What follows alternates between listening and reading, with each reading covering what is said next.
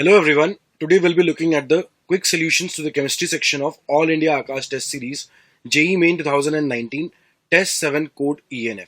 So let's start with the first question. Question number 31. Among the following, select the paramagnetic species. So we have been given a number of compounds of D block elements and we have to select the paramagnetic species out of the ones given. So if we talk about the first four complexes given to us, so all of these contain nickel. So if we talk about nickel first, nickel has an atomic number of 28, so it has a S2D8 configuration. So in the first complex we have NiCO4. So NiCO4 is a neutral compound, so Ni has a state of 0 in this. So CO will cause pairing in Ni and we're going to have S0D10 configuration. So the NiCO4 is going to be sp3 hybridized and diamagnetic. If we talk about the second complex, which is NiCN4, so in NiCN4, there's a charge on the complex, 2 negative. The nickel is present in a state of +2. So we have S0D8 configuration, and the cyanide ligand, which is a strong field ligand, it will cause pairing.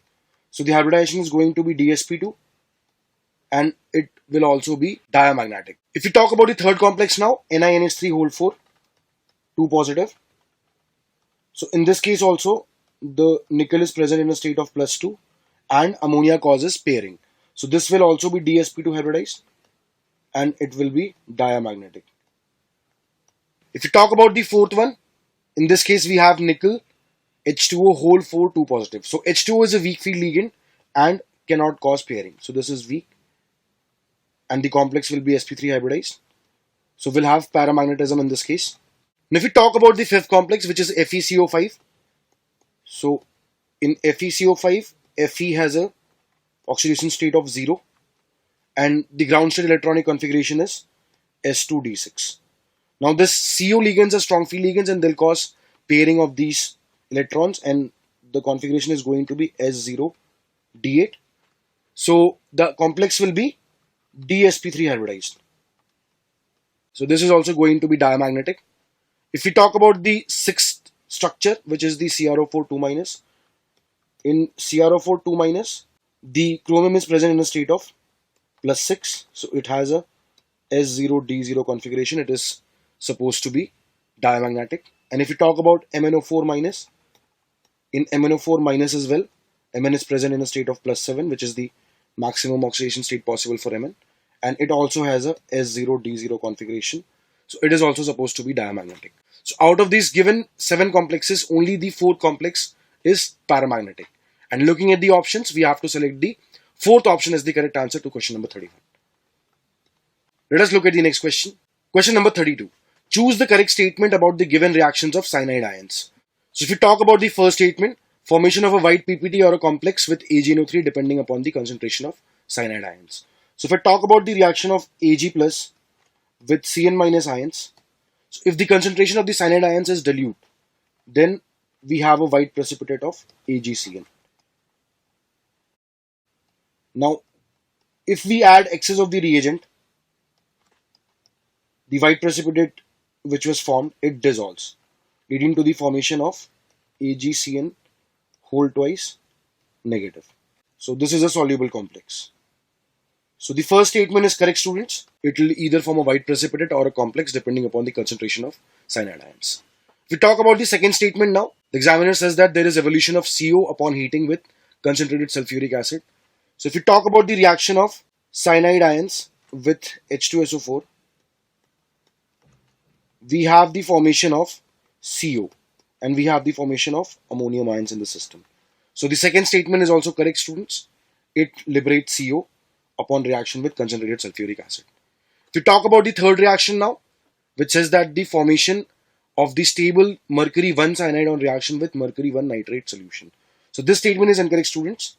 When mercury +1 ions are allowed to react with Cn-, they disproportionate, giving us liquid mercury plus HgCN whole twice.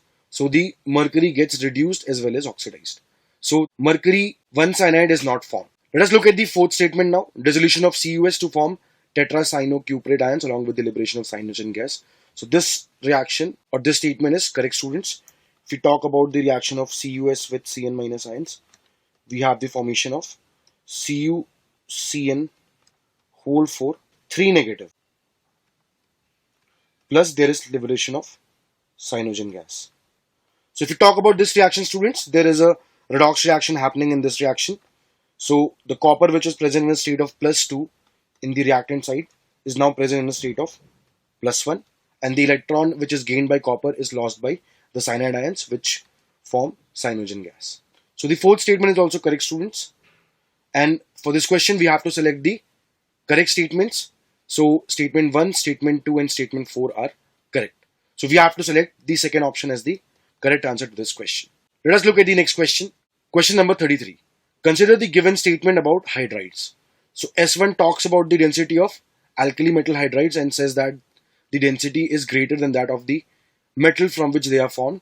This is explained by the H- occupying the holes in the lattice of the metal without distorting the metal lattice. So this statement is correct, students. In the alkali metal hydrides, the H- they just occupy the interstitial spaces without causing any distortion in the lattice, which leads to the volume remaining the same, but the mass entrapped in that volume increases. So the density also increases. If you look at S2 now, the metallic hydrides are less dense than the parent metal because of the expansion of crystal lattice through the inclusion of hydrogen. So this statement is also correct, students.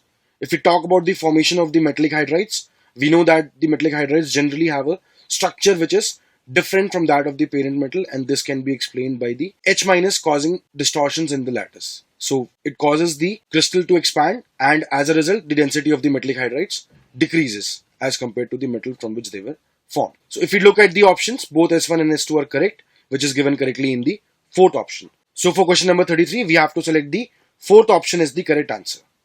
Let us look at the next question. Question number 34. In the given reaction, so we have been given a substrate which is allowed to undergo oxymercuration demercuration, leading to the formation of the product P, and the examiner seems to be interested in the structure of the major product P which is formed. So if we talk about this reaction which is happening, in the first step, there is going to be mercuration at the double bond. So the double bond is going to attack on this mercury, leading to the formation of a cyclic intermediate.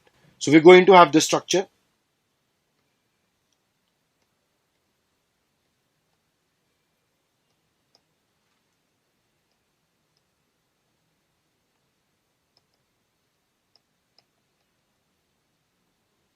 Now what is going to happen is this lone pairs over oxygen are going to attack intramolecularly at this position, which will lead to the formation of a six-membered ether.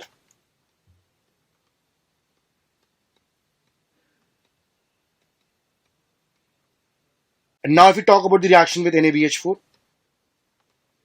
the NaBH4 is going to substitute this mercury which is present,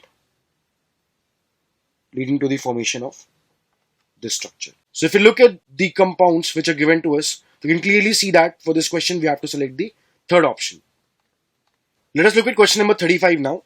In a given reaction sequence, so we have been given two reactions which are leading to the formation of the compounds A and B. So the examiner seems to be interested in the products A and B which are formed. So if we talk about the reaction 1 which is given to us, we have a diene and then we have a dienophile. The dienophile is going to get attached to the diene, leading to the formation of a cyclic compound. So we're going to have the formation of a six-membered ring according to the electron shifting in this manner. So we're going to have the formation of the structure, which is the compound A. And now if we talk about the second reaction which is given to us, again we have the diene and then we have the dienophile. So in a similar manner as the first reaction,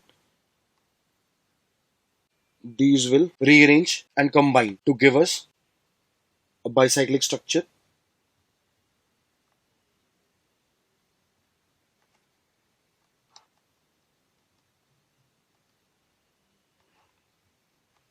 B.